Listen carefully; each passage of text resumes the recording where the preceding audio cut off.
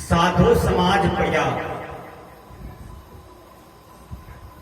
ये साधु समाज प्रयाग है, तीर्थ है, सबसे बड़ा व्रत है, सबसे बड़ी पूजा है साधु समाज। भगवान शंकर संत का वर्णन करते हैं, संत का बड़ाई बोलते हैं, संत का उदाहरण देते हैं पार्वती को। हे पार्वती,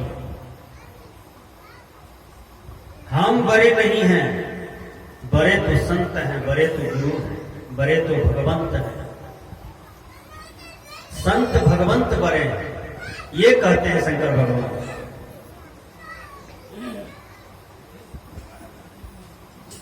यहां तो ऐसे ऐसे मानव को मैं देखता हूं,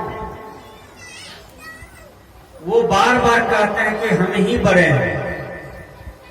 अहंकार बस। यदि प्रोफेसर बन जाता है तो वो कहते हैं मैं बड़ा हूं, यदि इंजीनियर बन जाते हैं तो कहते हैं मैं बड़ा हूं,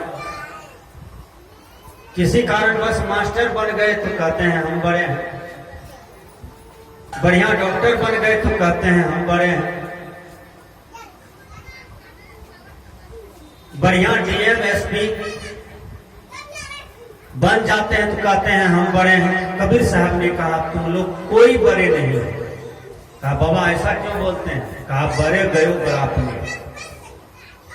रोम रोम अहंकार, सतगुरु से परिचय नहीं तो चारों बरन चमाओ।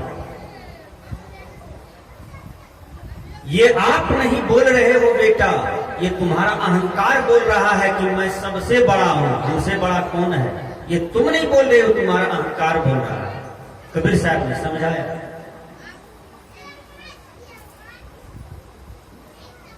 जिनके अंदर में अहंकार हो जाता है, सबसे पहले उसका भाषा खराब हो जाता है। यही अहंकारी का पहचान होता है। तनिक इतिहास में लौटिए, रावण का भाषा कितना टेढ़ा था, कितना खराब था। रावण को अहंकार था, क्योंकि रावण हर चीज से प्रकृति में परिपूर्ण था, इसलिए बहुत अहंकार हो गया था, इसलिए उनका भाषा खराब हो गया। और थोड़ा सा चलिए कंस के पास। कंस भी इतने बहुत बलशाली हुए थे। मां बाप को कैद करके, बहन बहने को कैद करके कंस राजा बन गया। अनुकूल मंत्री बना लिया, अनुकूल सिपाही बना लिया, जो उसके अनुकूल नहीं चलते थे सबको कैद में कर देते थे कंस। और एक दिन कंस भी अहंकार के चलते अपने आप का विनाश कर लिया। चलिए दुर्योधन जी के पास। दुर्योधन जी जब महाभारत में सक्रिय होकर के भगवान कृष्ण के सामने में आए, अर्जुन के सामने में आए, तो अर्जुन को भय हो गया कि इतने बड़े बड़े महारथी से मैं कैसे हाथ मिलाऊं, ये तो हो नहीं सकता है। लेकिन भगवान कृष्ण बहुत समझाए, वहीं पर समझाते समझाते एक गीता तैयार हो गई। गीता जो तैयार हुआ है, अर्जुन को समझाते समझाते गीता ग्रंथ तैयार हो गया। बाबा मिही का ग्रंथ पदावली जो तैयार हो गया, कैसे? ये मानव को समझाते समझाते एक पदावली तैयार हो गया। सदगुरु कबीर साहब इस मनुष्य को समझाते समझाते एक बीजक को तैयार कर दिए। सब मनुष्य पर बना है, मनुष्य को समझाने के लिए सारा ग्रंथ है। विचार कीजिए, इतने बड़े बड़े संत महात्मा जो साधना करके, ध्यान करके, तपस्या करके जो ज्ञान अर्जन किए, अनुभव कर करके, वो सारे संत महापुरुषों का जो आज तक यहाँ पर संदेश है, वह संदेश ये मानवीय को समझाने के लिए है, मनुष्य को ही सही रास्ता पर लाने के लिए है। वेद क्या है? वेद मनुष्य पर बना। बाइबिल किस पर बना है? मनुष्य पर बना है। शास्त्र पुराण मनुष्य पर बना है, कुरान पुराण मनुष्य पर बना है। पशु पर कुछ नहीं बना, पक्षी पर कुछ भी नहीं बना, कीड़ा किरमिट पर कुछ भी नहीं बना, क्योंकि यह जैसा था वैसा है वैसा रहेगा, इसमें कोई चेंजेबल नहीं है। लेकिन मनुष्य बदल जाता है। आदमी की शहर में खो गया है आदमी, आदमी को ढूंढता हो खो गया है आदमी। आदमी की शहर में आदमी खो गया है। सब तो आदमी ही दिखाई पड़ते हैं, लेकिन आदमी है नहीं। आदमी की खोल में है, लेकिन आदमी है नहीं। यदि आदमीयता रहता तो आज हिंदुस्तान पेपर को देखिए, आज दैनिक जागरण पढ़िए, पंजाब केसरी पढ़िए, नव भारत टाइम्स को पढ़िए, आप सुबह सुबह ताजा खबर। हार्ट खून से सना हुआ अखबार देखिए। किसी कवि ने कहा बहुत सुंदर, जंगल सदृश हो गया, जंगल सदृश हो गया, तनिक विचार कीजिए, है खून से सना हुआ अखबार पढ़िए, है खून से सना हुआ अखबार पढ़िए। अखबार को पढ़िए, उसमें खून ही खून दिखाई पड़ते हैं। भाई ने भाई को मार दिया, पड़ोसी ने पड़ोसी को हत्या करवा दिया, किसी ने किसी के बेटा को मरवा दिया, किसी ने किसी का पति को मरवा दिया। इसी से खून सना हुआ है, अखबार सना हुआ है, अखबार लाल है। इस विकृति को कौन बदलेंगे, इस विकृति को कौन चेंज करेंगे, इस विकृति को कौन परिवर्तन करेंगे? तो एकमात्र शक्ति है, उसका नाम है सत्संग, जिसका वर्णन भगवान शंकर अपनी पार्वती के पास करते हैं। पार्वती को अहंकार हो जाता कि हमारे त्रिलोकी नाथ से कोई बड़ी नहीं है, लेकिन शंकर भगवान उनकी अहंकार को हमेशा ढाल मारते रहे, हमेशा ज्ञान का पत्थर मारते रहे, हमेशा ज्ञान का डंडा चलाते रहे पार्वती पर। नहीं तो पार्वती को अहंकार हो जाता, हो गया था ना अहंकार। पार्वती को, सरस्वती को, सती को, लक्ष्मी महारानी को लक्ष्मी कह रही थी कि हमारे पति से कोई बड़े नहीं है, और सरस्वती कह रही थी कि हमारे पति से कोई बड़े नहीं है। अब पार्वती जी कह रही थी कि हमारे पति से कोई बड़े नहीं है। लेकिन तीनों मुस्कुराते थे, तीनों मुस्कुराते थे। कौन? ब्रह्मा विष्णु महेश मुस्कुराते रहते थे। कहा अभी जवाब नहीं मिलेगा इनको, इनको जवाब तो मृत्यु लोक में ही दे देंगे। एक नारी, वह नारी कौन सा नारी है? उनका नाम है सती अनसुईया। सती अनसुईया एक पतिव्रता नारी थी। देख लीजिए, जो पतिव्रता नारी रहेगी उसका घूंघट अभी भी आंख तक रहता है। याद कर लीजिए, पतिव्रता नारी का पहचान है। जो पतिव्रता नारी रहती है ना, वो पति से समर्पित रहती है, पति से खुश रहती है, और पति को ही भगवान मानती है, पति को ही देवता मानती है, और हमेशा पति का ही चिंतन करती है, हमेशा पति के हित में ही बात करती है। ये पतिव्रता नारी का पहचान है। और अपने तन मन धन को समर्पण पति के चरणों में कर देती है। कपटी नारी से सावधान रहिएगा। कपटी नारी को आप पहचानते हैं? एक आदमी का पति चला गया पंजाब, और पंजाब जब चला गया तो 3 साल तक पंजाब में रहा। 3 साल तक पंजाब में रहा।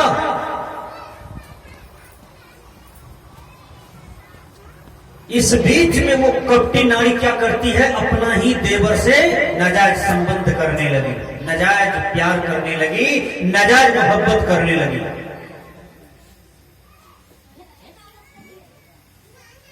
याद रखिएगा संत महापुरुष की बात।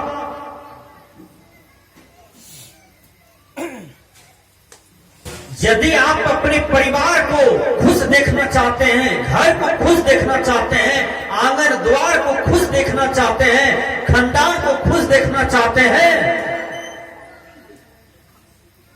तो अपने परिवार में कभी दाग लगने मत दीजिएगा। सतगुरु अभिलाष साहब जी ने कहा, चलना संभल संभल के माया नगर यही है। इस माया नगर में संभल संभल करके चलना, नहीं तो दाग लग जाएगा। यदि दाग लग जाएगा तो फिर तुम्हें कोई पूछने वाला नहीं होगा। यदि गिर जाओगे तो तुम्हारे चरित्र से बदबू महकेगा। देख लीजिए आसाराम जी को, राम रहीम को, रामपाल को। करोड़ों लोग पूजा करते थे, लेकिन जब चरित्र में बदबू आ गई तो सबने फोटो को जला दिया, फेंक दिया, कंगन उतार दिया, उसका माला कंठी उतार दिया।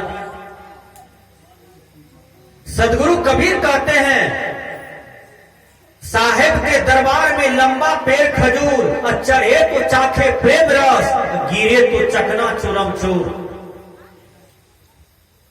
मनुष्य का मनुष्य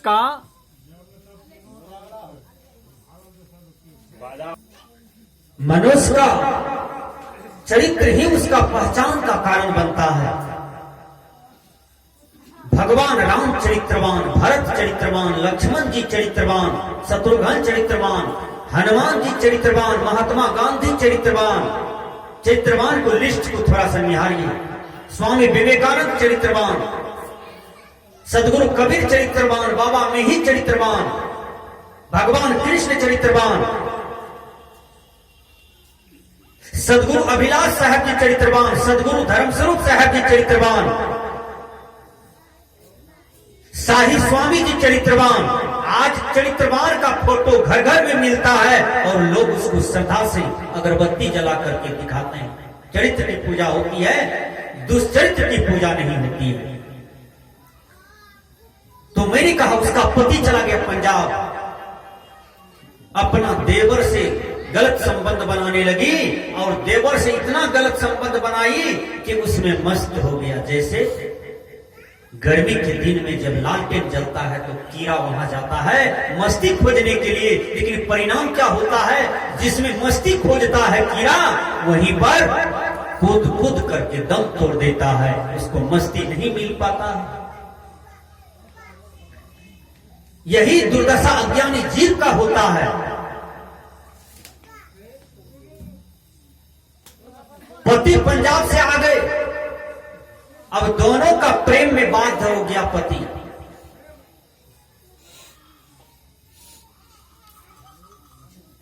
तलवार है, तलवार म्यान में घुस जाता है। अब उसमें 3-4 ठो तलवार घुसावे तो घुसेगा नहीं घुसेगा।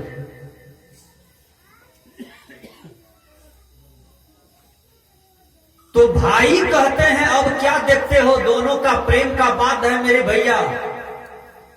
कहा उसको क्या करोगे, कहा इसको जहर पिला के मारो। भोजन बनाई, रोटी सब्जी दाल साग, तितवा के साग में जहर मिला दिया। अपना ही पत्नी पति को मारने के लिए जहर मिला दिया। ठीक से सुनिए,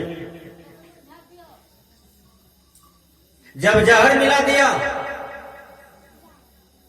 तो खाने के लिए बैठ गई, क्योंकि पति पत्नी जो मरवा पर फेरा लेते हैं 7 जन्म तक साथी रहेंगे दोनों आदमी, कपार में सिंदूर घसवाते हैं और खूब घसते हैं मन लगा करके, क्या जीवन भर रहने के लिए ना। तब न विश्वास है, आप कुछ बना के देते हैं, मरवा को रोटी नीमक को दाए दाए पति खा लेते हैं कि हमारा पत्नी दिया है। तू बेचारी तो बना के दी, आई दाए दाए खाने लगे। लेकिन साग में जैसे रोटी दिया, मुंह के पास लाया तो नाक भगवान ने कहा बड़ी गंध करता है, बदबू आ रही है। नाक कहता है अरे इतना तो साग नहीं महकता है, जीवन भर साग खाए हैं, साग क्यों दुर्गंध दे रहा है। उसके अंदर में हुआ कि साग नहीं खाना चाहिए, साग महक रहा है, जरूर कोनो बात है। साग नहीं खाया और सागे में जहर था। सब चीज खा लिया और साग नहीं खाया। और जब साग नहीं खाया तो भोजन किया हुआ हो गया, तो पत्नी को तो डर हो गया कि क्या होगा नहीं होगा, साग नहीं खाया, इसको तो वृंदावन बिहारी लाल पहुंचाना था, वो चीज नहीं हो रहा है। भोजन हो गया तब इस साग किया ले लिया, गया कुतवा था बगल में, उसी को दे दिया। आधा ठा रोटी है साग का, कुत्ता तो खा लेगा। अब कुत्ता खाया, कुत्ता 10 मिनट में मर गया। कुत्ता का जांच करवाया तो साग में जहर पाया। अपना पत्नी के पास आया, झोटा धर लिया, कहा बोलो क्या बात था जो तुम हमको मारना चाह रही थी। 5 थप्पड़ तो दिया, आकाश पताल निरारने लगी। तब कहा ऐसी ऐसी बात है, आपको रास्ता से साफ करना चाह रहे थे। सच्चाई छुप नहीं सकती बनावट के वसूलों से, अब खुशबू आ नहीं सकती कागज के फूलों से। सत्य एक दिन प्रकट होकर रहता है और खुशबू कागज के फूलों से नहीं आती है, खुशबू ओरिजिनल फूल से आता है। जैसे गुलाब का फूल है, गेंदा का फूल है, उसमें से खुशबू आता है, उसमें से सुगंध आता है। नकली आदमी में खुशबू नहीं है, नकली साधु में खुशबू नहीं है, नकली नेता में खुशबू नहीं है, नकली किसान में खुशबू नहीं है, नकली पदाधिकारी में खुशबू नहीं है। खुशबू है जो चरित्र के धनी है, जो विचार के धनी है, संस्कृति के धनी है, जो साधना के धनी है, उसमें से खुशबू आता है। इसलिए कवि ने कह दिया कि सच्चाई छुप नहीं सकती बनावट के वसूलों से, खुशबू आ नहीं सकती कागज के फूलों से। आपके जीवन से खुशबू आना चाहिए।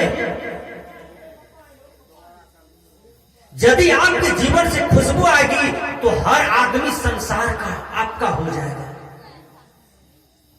लगेगा मेरा दुश्मन कोई नहीं है, लगेगा सब मेरा अपना है। लेकिन खुशबू होना चाहिए, वो क्या है? आपका सद्विचार, सद्व्यवहार, सद्प्रेम, सद्विद्या, सद्बुद्धि। इसी में दिव्य शक्ति छिपा हुआ है। बंदी छोड़ कबीर कहते हैं, क्या कहते हैं? संगत कीजिए साधु की, हरे ओर की ब्याद, ओछी संगत पूर्ण की, आठों पहर उपाद। ओछी संगति में मत जाओ,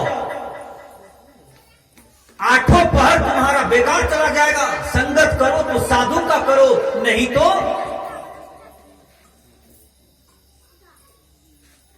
तुम्हारे जीवन का स्टीयरिंग गड़बड़ जाएगा। जैसे कोई ड्राइवर दारू पी ले रहे और गाड़ी चलावे, ना जाने वो गाड़ी गड्ढा में जाएगा कि कांटा में जाएगा कि किसी नाला में जाएगा कि किसी को चापते हुए चला जाएगा। इंग्लिश के विद्वान ने कहा, एवॉइड बैड कंपनी, बुरी संगति से बचो। संगति कीजिए तो साधु का। भगवान राम की संगति साधु से हुआ, इसलिए राम राम हो गए। भगवान कृष्ण की संगति साधु से था, इसलिए कृष्ण कृष्ण हो गए। भगवान बुद्ध तो राजा का ही बेटा थे, लेकिन तृप्ति क्यों नहीं मिली राजपाट में, धन ऐश्वर्य में, सुख भोग में? क्यों साधु की संगति में आए? क्यों आध्यात्मिक पथ पर आए? और जब 100% निभा दिए, 100% सफल हुए, तो वही बुद्ध हो गए। रामानंद स्वामी हो गए, कबीर साहब हो गए, बाबा मिहिर हो गए। साधु की संगति का परिणाम है। इसलिए जब भी हम करें तो साधु की संगति करें। आज कोई भी बच्चा जन्म से खैनी खाते हुए नहीं आता है, लेकिन वह बच्चा खैनी खाना सीख जाता है।